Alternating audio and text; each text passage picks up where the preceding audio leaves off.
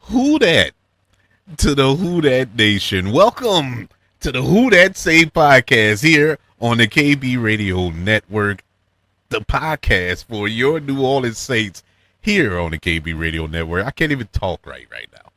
I don't even know where to begin with this. I'm your host. I'm your fellow Who Dat, Kevin Reed, and this is the recap of the Week 3 matchup between our New Orleans Saints and the Seattle Seahawks. Saints fall to 1-3 this season after being completely embarrassed in in Seattle by the score of 44-13.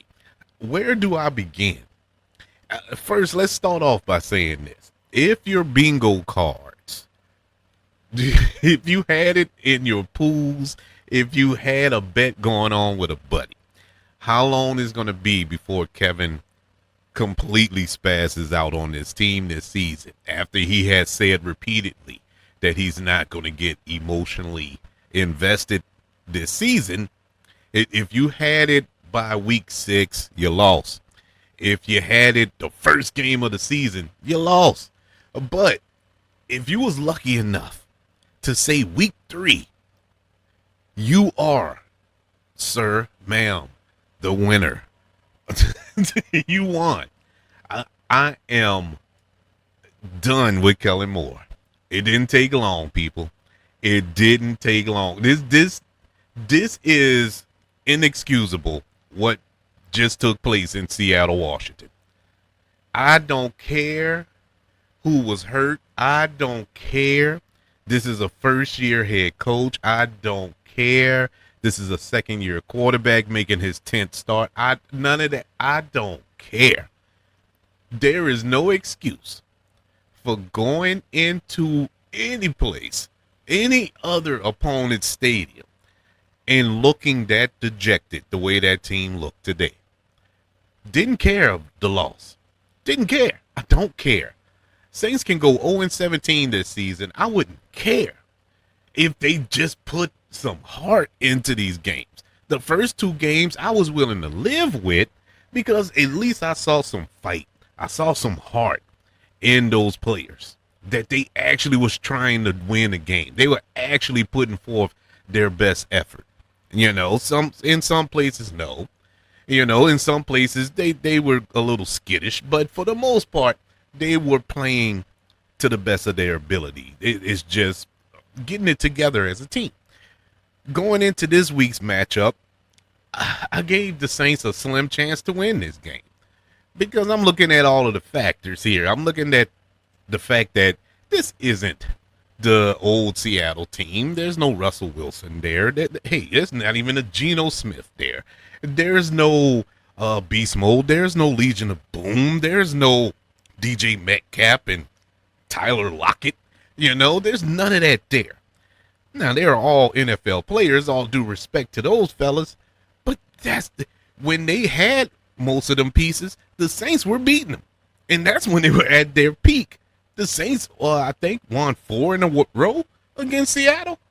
Up to this point, it felt like they took all 4 of those wins back today, but the Saints are pretty successful against Seattle, you know, with the exception, of course.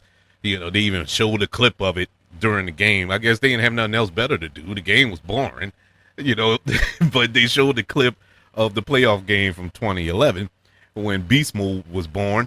But other than that, Saints have owned Seattle. But that's besides the point.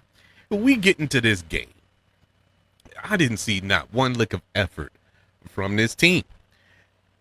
But the reason I'm out with Kellen Moore, opening drive of the game. Can someone please explain to me? And I mean, anybody, any way you can. I don't care if it's in the comment section. I don't care if it's by email, a message in a bottle. You can send it with an eagle, whatever, smoke signals. Please let me know. Why would you go for it on 4th down in the opening drive of the game on their side of the field? Can someone please explain to me why you did that. Why are you playing as if this was it? You had to go for it. There was no reason, man. There was no reason. Yeah, we can play schematics. We can go through, Tyler Shuck.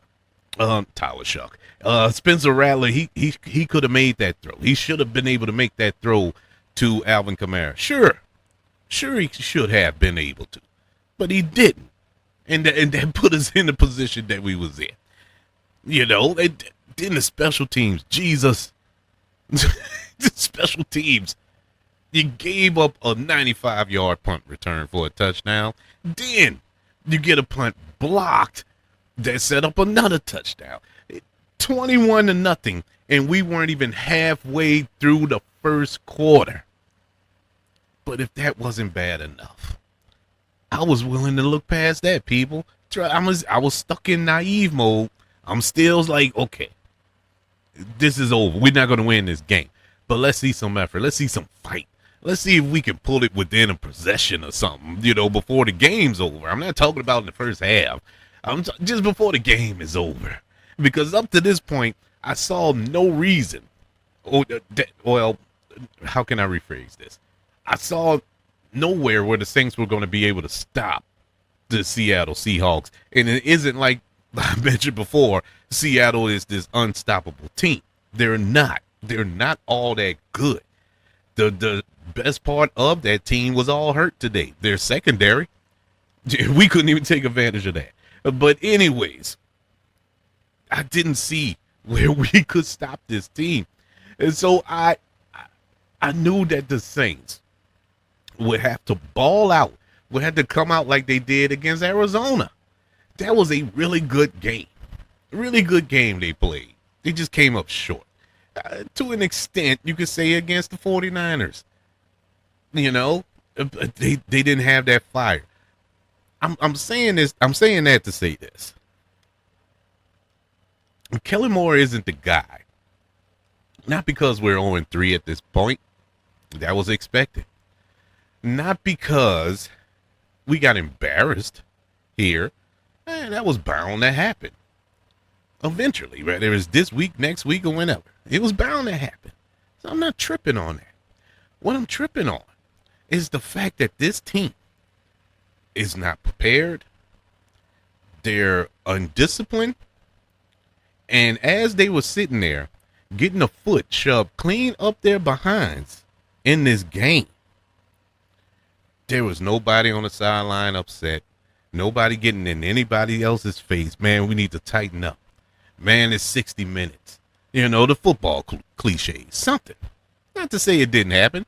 Might have happened. But every time that camera flashed to the sideline of the New Orleans Saints, it was just defeat. That's all I saw on their faces. Defeat. And that was in the first quarter. I clicked it. I turned the game. What brought me back was the fact I knew I had to do this show. So I blame all of you that I had to sit there for four quarters. I'm saying that jokingly. I love all y'all. But I had to sit there for 4 quarters and watch this game, man. And this was like torture. Torture. It's bad enough you had to wait all day till 3 o'clock till this game kicked off. And waited all day for this. But the Saints should be ashamed of themselves as an organization as a whole. I can't believe it, man. I just can't believe that it wasn't 1 or 2 mistakes. That's the thing that gets me. It was multiple mistakes of the same thing. Multiple mistakes on special team. Multiple penalties. Double digit penalties. The complete inability to convert in the red zone. These are lingering problems that has been going on since the season started, and brushed it off week 1. Brushed it off. First game, new system, new head coach. Brushed it off. I gave him the excuse. I gave them the excuse. That they were just young. They're fine. Second week, I saw a little improvement. in certain areas. Not a lot, but a little. So I'm like, okay, maybe we're starting to turn the corner. But this week really told the tale. The worst thing that could have happened to the New Orleans Saints today, they played at 3 o'clock. Why? That gave me the opportunity to sit down and watch other teams play at 12 o'clock. And I watched other 0-2 teams today. I'm not going to say turn their seasons around, but look miles better than they did the week prior. Just a couple of examples here.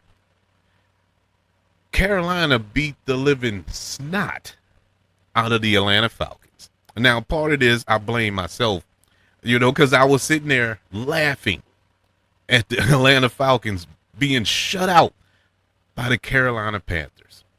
I laughed. It was so much joy watching that. I was celebrating their misery. And then, unfortunately, the game kicked off in Seattle. And I couldn't laugh anymore. Well, at least we scored 13 points. I'll give us that. Atlanta did nothing. But that's neither here nor there. It doesn't matter. A loss is a loss. But Carolina looked much better this week. Now, that was a division foe. They know each other pretty well. But you look at Carolina last week and the week prior, you didn't see this coming from no Carolina. I don't care if it was a division foe or not. This was a team that was determined not to go 0-3.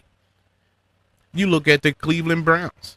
The Cleveland Browns played a far more superior Green Bay Packers today. The Green Bay was undefeated. Cleveland Browns haven't won a game, and they looked horrible. They went and beat the Green Bay Packers today. Now, 3 points, but a win. 13-10. But they showed fight. They showed fight and came out victorious. Win or lose, because I watched a lot of that game. Win or lose, they had nothing to hang their heads down on because they looked they really gave Green Bay the fight of their lives. And ultimately, the Browns won the game. The New York Jets, now they lost today. They still haven't won a game like us. They're 0-3. But I was saying all week when people were saying that the Saints were the worst team in football, I was like, man, have y'all seen the Jets play? The Jets are horrible. The Jets, and they looked it for 3 quarters. And all of a sudden, in that fourth quarter, they took the lead. They were losing big. I forgot what the score was, but they only had 6 points going into the fourth quarter. They end up scoring 21 unanswered points, and Tampa Bay had to kick a last-second field goal to beat them. Tampa Bay beat them, but it took a late long field goal to beat them. Yeah, they lost the game, but you can't say they didn't fight. Then we fast forward to 3 o'clock, and you have these Saints. No effort. They put up no effort. They'd have did better staying home. Don't even take the flight. Save the money. It was no point flying to Seattle. There was 0 reasons to get on that plane and go to Seattle. They should have just forfeited the game. It would have been just as respectable. This was the most, I can't think of a game that was more embarrassing than this.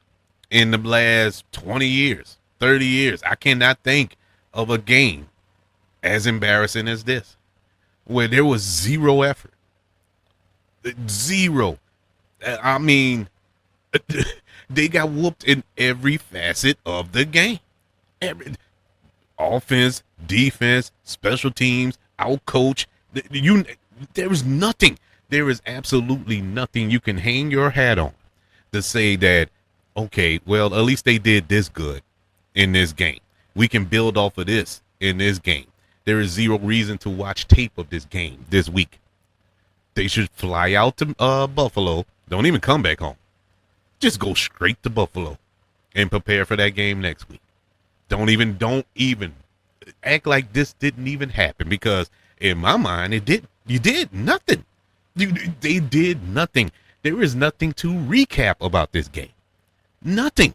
I'm only doing this show to rant because I got to get it off. I got to get it off my chest. There is nothing to talk about. There is absolutely nothing I can say about the New Orleans Saints performance this Sunday against Seattle Seahawks. It is bad, man. And you know how bad it is that and it was moments at the end of this game where I actually questioned, man, did we make the right decision getting rid of Dennis Allen? I mean, my God, as bad as Dennis Allen was as a head coach, man, I don't recall this. Now, I'm pretty sure somebody will come along and correct me. Maybe I'm having a lapse in memory or whatever. But I can't think of a performance like this where every single element of the game didn't work for the Saints. There was nothing about this game. They couldn't throw the ball. They couldn't run the ball. You couldn't block.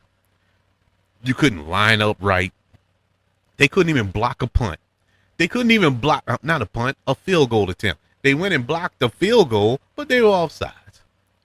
They finally scored a touchdown in the fourth quarter. They line up for the extra point. They get a false start on that.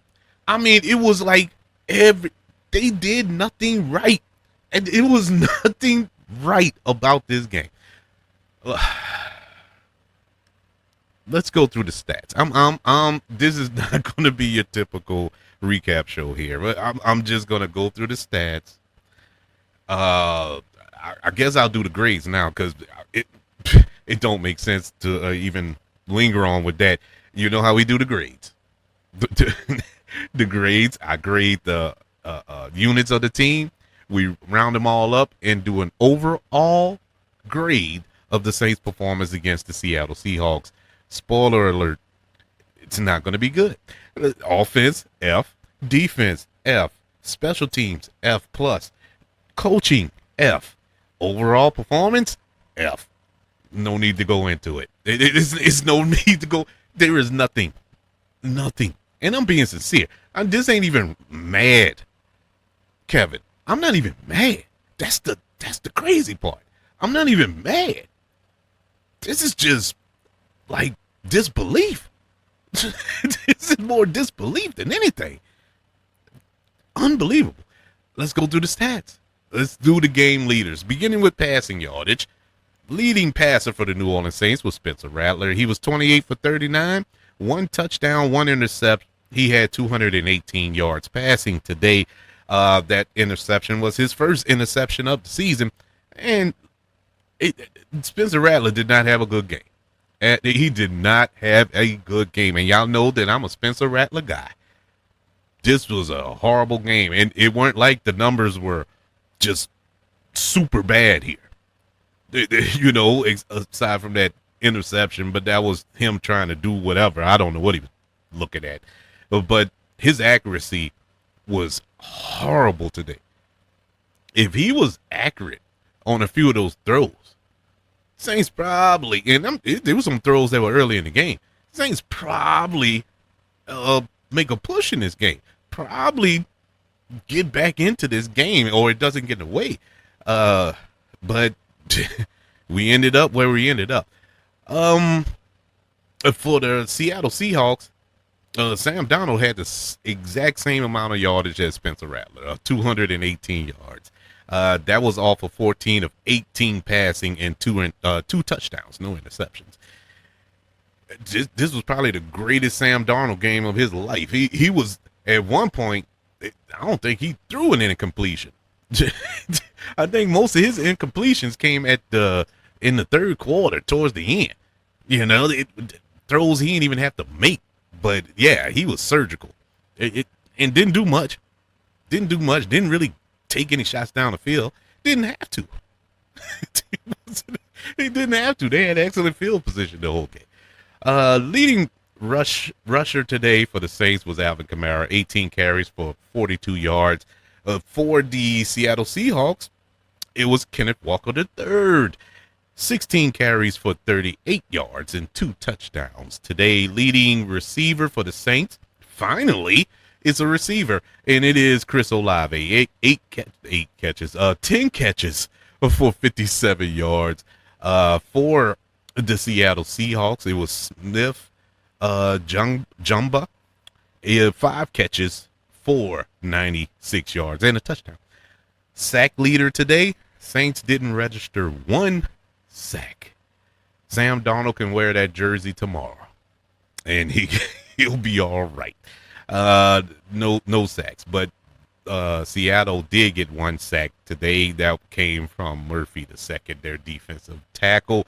Leading tackler today was Pete Warner. He had 7 solo tackles, 13 total.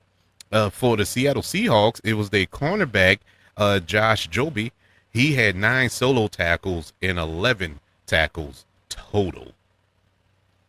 Team stats, beginning with total yardage, Seattle had 320 yards today to the Saints 284 yards. Both teams had a turnover. And I take back what I said earlier. That was the one play that the Saints made all day. And that was garbage time against a third string running back that fumbled the ball. But whatever.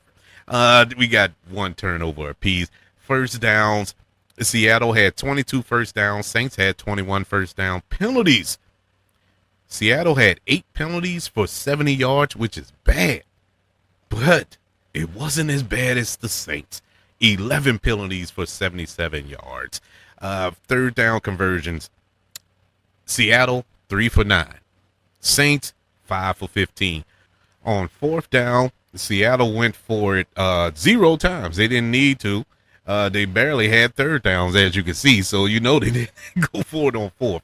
Saints went for it on fourth twice. On the opening possession, which they shouldn't have did, and then the other time they tried it, they tried the tush push, and everybody jumped off sides. They couldn't even do that right. Not third down, the red zone. In the red zone, Seattle was 4 for 5 in the red zone. Saints were 1 for 3. Time of possession, Saints won the time of possession. Kuda. Good job. Saints had the ball for 32 minutes and 16 seconds. Seattle had the ball for 27 minutes and 44 seconds. So you may ask yourself, well, how did you lose by 31 points and you had the ball longer? You dig up Albert Einstein and ask him, because I have no idea how the Saints can manage to pull that one off. Think about it. Seattle was up 21-0 in the first quarter and only ran 8 plays on offense. 8 plays. And was up by 3 touchdowns. Can't make this up. Well, yeah. That's all. I have nothing else to say about this team today. I mean, this was an embarrassing effort from the New Orleans Saints. They honestly, I can't wait to get off and listen to the post game, because I really need to hear what Kellen Moore has to say. I don't want to hear it, but I need to hear what he has to say about this game. What can you say? I gotta listen to it. This is ridiculous. He ought to be ashamed. This makes you question everything. This makes you question everything moving forward. Was this the right guy? And I get a lot of you, a lot of the Saints fans out there like, oh, it's too early to say that. Blah, blah, blah. No, it ain't. We've seen 3 games of this. 3 games. You're an NFL coach. I don't care if this is your first year. I just gave you examples of teams. And a couple of those teams have new coaches. A couple of those teams have new quarterbacks. And they still find a way to win the game. They found a way to beat even superior opponents. They found the way. Not this team. This team looks worse. They look worse than they did last year. It's mind-boggling. I cannot make this up. This is like, I don't know, man. Maybe once the shock wear off, well, not shock, but the confusion wears off about this game, maybe I can look at it clearer. Maybe once I get another viewing of the game, I don't really see myself watching this game again. But maybe if I get a different outlook, after I meditate on it a little while, maybe I'll do another show. I doubt it because I want to put this as far behind me as possible. And this is embarrassing. Saints, I don't even know where to fit. Before I started the show, I was going to pose the question, how do you fix this team? And I didn't want to ask the question without knowing the answer myself. It wouldn't be fair to y'all. And I honestly don't know the answer. Where do you begin? Well, I do know the answer, but I know it'll never happen. And that's Mickey Loomis. No, he wasn't on the field. He wasn't on the sideline. But he's the reason for everything that's on the field and everything that's on the sideline. And so that's where it starts. But that'll never happen. That'll never change. And as long as he's the GM of this team, this is what we got. This is what we got to look forward to. I guess the sad part about this is, going forward, it's not going to get any better. This was the easy part of the schedule. These first 3 games. Because you went up against Kyler Murray, who was hit or miss. You went up against a depleted 49ers team where all of their, well, not all, but 90% of their weapons was out, and you lost. Then you went up against a Seattle team that's not average, would be being kind to that squad. Very average. But you made them look like the Legion of Boom. The Legion of Boom didn't do that to the Saints. But this team did. They did. You'll never see that from Seattle again. You'll never see this type of performance from the Seattle Seahawks. I will put money on it.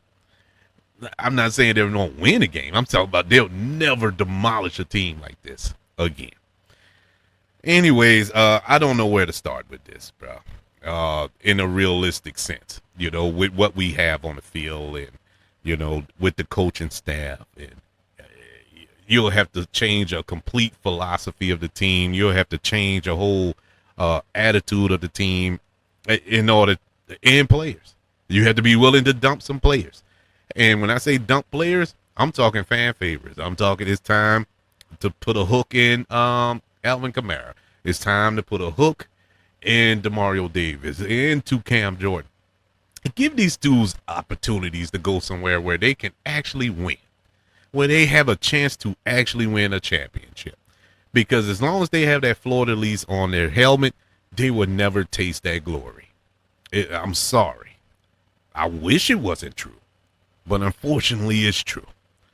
And so give these guys an opportunity to go somewhere else, and in turn, allow us to build with those picks that we get in return. Allow us to rebuild this franchise in a proper way. Because this little piecing together rebuild that Mickey Loomis is trying to do, it is not working. I'm looking at the Seattle Seahawks, and the commentators are gloating about the 4th and 5th round picks that they got on the field, and they're making plays all around the field. All the while, you barely hear our players' names mentioned. You know what I'm saying? And I'm talking about 1st and 2nd round picks. You don't hear their names. You don't even hear their names, but you hearing how people in that sphere have a respect for the general manager of the Seattle Seahawks, how he finds these players and get the best out of these players. And see, that's what Mickey Loomis wants. That's that kind of accolades he wants. Unfortunately for him, he doesn't know how to pick players. He don't. Now, the sad part is he do pick players. He gets good players. They just get good when they're gone. I saw Zach Brown today acting a fool in Philly. You had that here. He's gone. You had Trey Henderson. He's gone. And so, yeah, I'm just I'm at a state now. We need to fix something before this train goes even further off the tracks that we already are. But it looks like it's going to derail in a major way, in a spectacular fashion. But hey, that's just one man's opinion. I could be overreacting, but keep in mind, I'm speaking in a sound mind here. I'm not mad. I'm not even speaking in anger. And so that's even more disturbing in a lot of ways. But that's just my opinion. I would love to know yours. Do you think that we made a mistake with Kellen Moore? Do you think that because I just don't see nothing in this dude. You know, it's nothing about him that screams. Like when they went in for at halftime. Granted, I wasn't expecting him to come out in the second half and just come from behind, win, and just play like their hair was on fire and nothing like that. But my God, people, have some fight in you, right? He didn't have. It was none of that. It was none of. They came out in the second half and looked worse than they did in the first. And so, am I looking at it wrong? I just want to know. Honestly, I want to know. I could be looking at it wrong. Let me know by email. Email the show, kbradiopodcast@gmail.com. Also let me know if you think, well, it's pretty much a foregone conclusion. The season is over with, but do you think the Saints can squeak out a 6 or 7 win season out of this with 3 losses already in the book?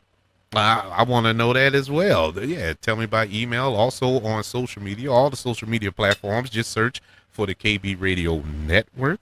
Don't forget about YouTube. Subscribe to the KB Radio Network channel. You can comment. You can like this video also on this channel. I greatly appreciate it. Don't forget about the 5 stars, the reviews, and sharing this show if you're listening on Apple Podcasts, Spotify, iHeartRadio, wherever you are currently listening to the Who That Say podcast here on the KB Radio Network. Everybody, thank you for joining me for this. It wasn't a recap, but it was this little chat about the Saints' embarrassing loss to the Seattle Seahawks here in week 3 as we prepare to take on the Buffalo Bills next week. God help us all. But hey, this was embarrassing. It really sucks. But guess what, people? Despite all that, I'm still reared up, excited for next week. I can't wait to see how the Saints play against the Buffalo Bills, even though I know it's going to be a loss. And I'm still going to be screaming, "Who that?"